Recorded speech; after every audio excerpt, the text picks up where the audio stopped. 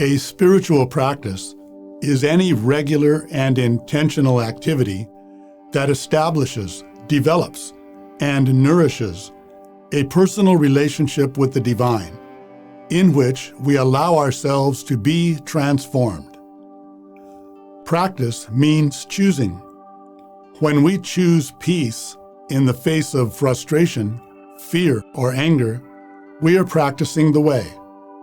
When we choose action in the face of procrastination, laziness, or doubt, and when we choose consistency and self-discipline over disorganization and chaos, we are again practicing the way. Taoist ideas of practice include simplicity and humility.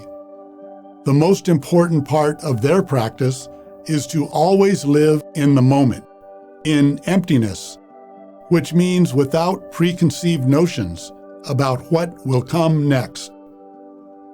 Part of what Gautama the Buddha taught was that practice should be diligent and include right intention and right action in all endeavors.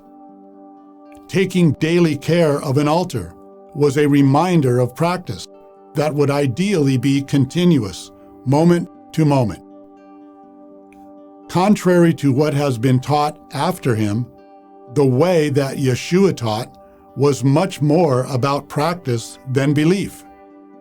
He said, "If anyone desires to come after me, they must follow my lead and not run from suffering." This is an acknowledgement that the way can be hard and will require discipline and self-sacrifice. Even so, we will not be immune from errors.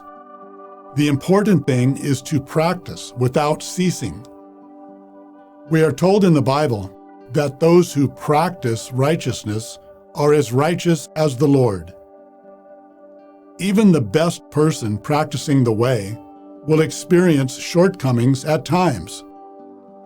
Although he practiced more diligently than his peers, even Michael Jordan's career field goal percentage was only 49%. If a baseball hitter exceeds 30%, it is notable. 50% would be headline news. Serious practitioners of anything worthwhile accept this aspect of human nature and respond with more practice. Clearly, each of our avatars taught very similar practices.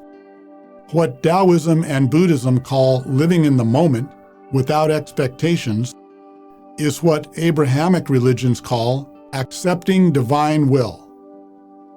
All three teach that when misfortune comes along, we should treat it with equanimity and examine it for the valuable lessons it may be presenting to us. James, the brother of Yeshua, went so far as to recommend that we count all bad experiences as joyful, because it is through hardships that we learn patience.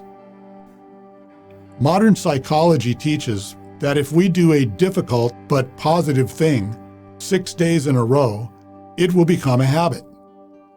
Also, that it generally takes 30 days of abstinence from a bad habit to pass through the psychological withdrawal.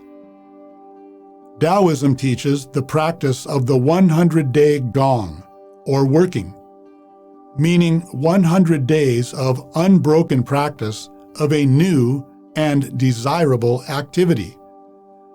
The first 40 days are said to be needed to erase any old bad habits, and the following 60 are to establish the new, more nourishing habit.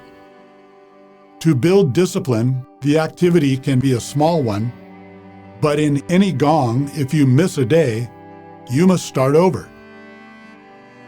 To be effective, any spiritual practice must be a regular and intentional attempt to establish and develop a relationship with divinity through some kind of reciprocation, such as acknowledging the divine and keeping to the way.